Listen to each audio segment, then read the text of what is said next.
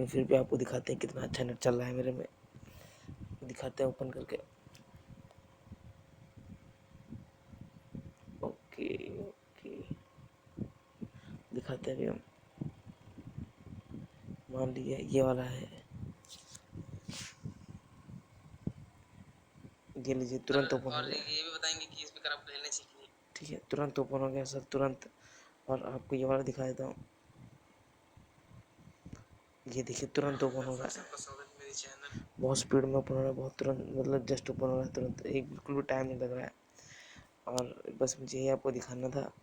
और अगर आपका नेट बहुत स्पीड में चलता है तो प्लीज़ इस करने से पहले एक वीडियो को लाइक ज़रूर कर दें। और आपको आखिरी में मैं एक बहुत इंटरेस्टिंग बात बताने वाला हूँ कि अगले वीडियो में मैं ऐसी ट्रिक्स लाऊंगा, तो प्लीज़ मेरे चैनल को सब्सक्राइब कर लीजिए। Thank you so much. जय हिंद, जय भारत।